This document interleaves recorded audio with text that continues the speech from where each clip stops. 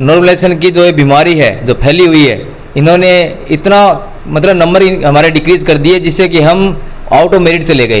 जैसे ये नॉर्मलाइजेशन ये चीज़ है, ये नॉर्मलाइजेशन क्या चीज़ है? ये तो हमारे भी आज तक हवा नहीं लगी इस बात की।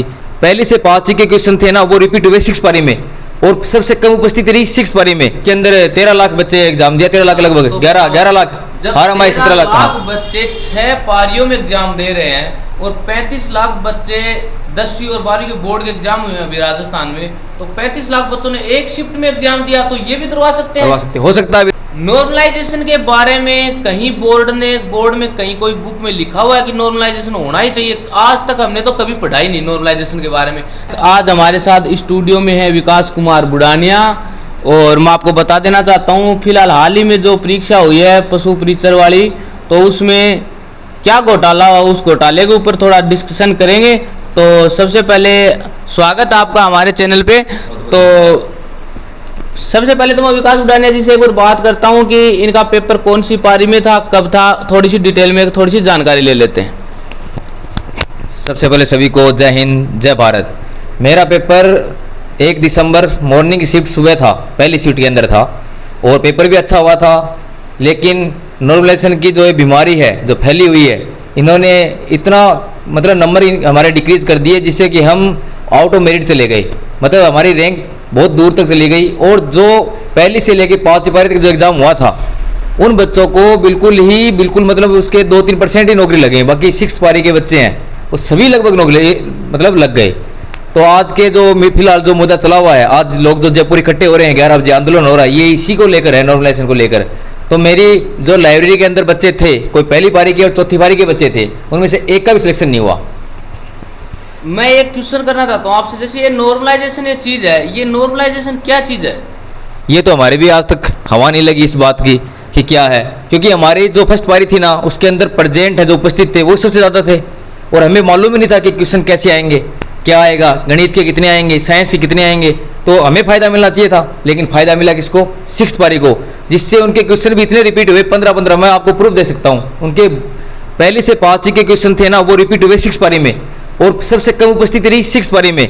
और जो हमारे जो एडमिट कार्ड आए, हमारे जो परीक्षा के लिए बुलाया गया, तो कह रहे हैं कि जो आलोक राज जी हैं RSSB के अध्यक्ष, वो कह रहे हैं कि हमने रेंडमली पर्ची डाल ली और उससे जो नाम अकॉर्डिंग टू उससे बुला लिया। ये तो कोई सिस्टम हो ही नहीं सकता, ऐसा हो नहीं सकता। और दूसरी बात, पर्ची निकाली क्या? अब जिसने पहले फार्म लगाया उसका पहले आया है, जिसको तैयारी करनी थी, जिसमें रुचि थी, उन्होंने पहले फार्म लगा दिया, ओपन होते ही उसका नंबर आया पहले, तो उसको घटा हो गया। और इसका लास्ट में बोला कि चलो भर देते हैं फार्म, उसके उपस्थितियां कम रही और नंबर कम बने। पेपर तो एकदम इजी था, आप देखना 6 पारी का नंबर कम बने, क्योंकि वो ऐसे देके आए, उसका इंक्रीज कर दिया, और वो भी 26 नंबर इंक्रीज कर दिए। आप बताओ कैसे न्याय है? मैंने YouTube पे कमेंट देखे थे, तो उसमें सेकंड पारी और 6th पारी के बीच का जो डिफरेंट था ना, वो 56 नंबर का डिफरेंट था।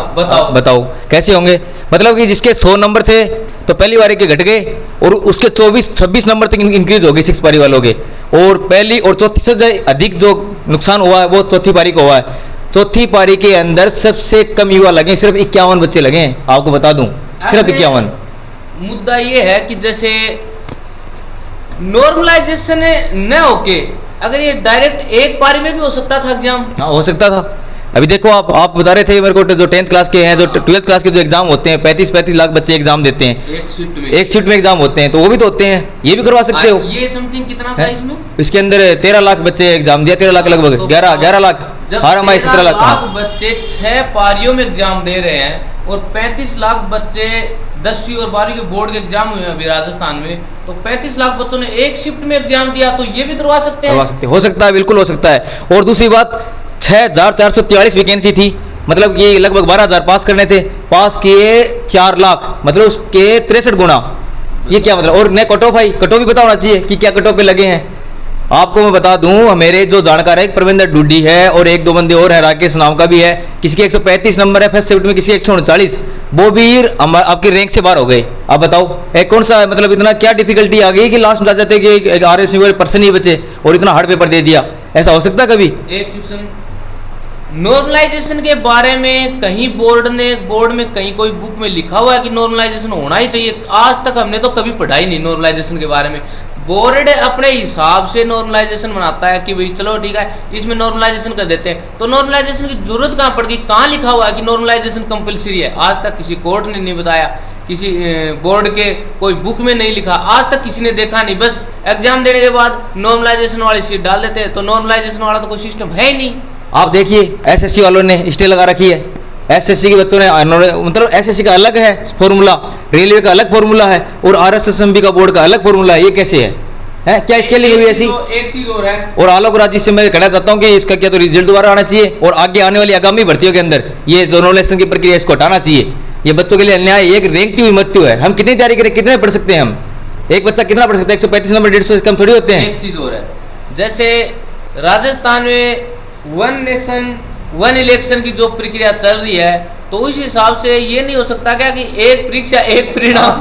वही आप सही है, वन इलेक्शन हो सकते हैं एक पूरे देश में। हाँ। तो वन पेपर वन सिलेक्शन भी हो सकता है, एक पेपर लो और सबका निकालो, या फिर शिफ्ट वाइज कट ऑफ निकालो। ऐसे हो जा, एक पारी में एग्जाम करवा दो, जिसके अच्छे एग्जाम आते हैं उस हिसाब से कट ऑफ जारी कर दो, जो अपनी कट ऑफ जारी करते हैं उस हिसाब से परिणाम जारी कर दो। नॉर्मलाइजेशन की तो कहाँ जरूरत ही नहीं पड़ती।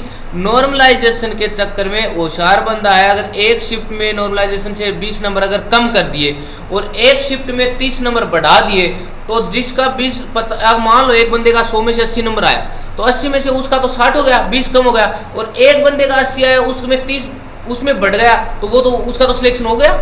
हाँ बिल्कुल सही बात है। देखो आप 135 वाले के नंबर डिक्रीज हुए, जब वो बाहर हो गया, और जो 6ठी पारी के 100 नंबर वाले बंदे थे, 100 नंबर वाले बंदे का सिलेक्शन हो गया, वो रैंक में आ रहा अच्छी। ये कैसा न्याय है? आज इसी मुद्दे को लेकर हमारे जो वो संतोष विश्नोई सर हैं, यूट्यूब पर पढ़ाते हैं, वो सभी मिलकर, सभी युवा मिलकर आज जयपुर में बहुत बड़ा आंदोलन कर रहे हैं। देखो हाँ, कि आने वाले भविष्य में ऐसा काम नहीं हो इसका, और जो रिजल्ट दोबारा निकले, या फिर हमारे जो इन्होंने 4 लाख पास किया उनका एक पेपर करवा लो लास्ट में, या फिर बरोबर शिफ्ट हो, बरोबर वैकेंसी बांटो, कुछ तो हो इसका इलाज। ऐसे तो हम कब तक मेहनत करते रहेंगे? अगली बार भी हमारा तो ऐसी शिफ्ट में आ जाएगा। अब एक चीज और है, फर्स्ट शिफ्ट में किसी बंदे ने एग्जाम दिया है, उसको ये थोड़ी पता था कि एग्जाम का पैटर्न कैसा आएगा। लेकिन 6th शिफ्ट में जिस बंदे ने एग्जाम दिया उसने तो 5 पेपर तो ऑलरेडी देख लिए हैं कि पैटर्न क्या चल रहा है, तो उसको ये भी फायदा हो गया, और प्लस में नॉर्मलाइजेशन के नंबर बढ़ा दिए, तो उसको तो डबल फायदा। 15 क्वेश्चन तो रिपीट हो गए पहले से लेकर 5वीं पारी तक, और फिर उसके बाद में उसको 26 नंबर उनके इंक्रीज कर दिए, तो सभी लगने थे।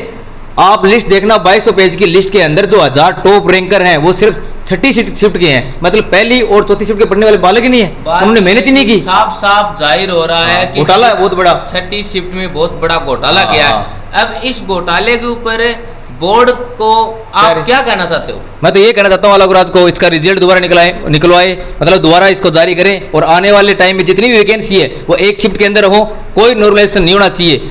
बस मेरा ये कहना है कि आप नॉर्मलाइजेशन बंद करो, सभी बच्चों को बहुत बड़ा नुकसान हो रहा। आने वाले भविष्य में कोई तैयारी नहीं करेगा, तैयारी करेगा क्या? ये अपने बच्चे लगा देंगे, अपने को घुसा देंगे।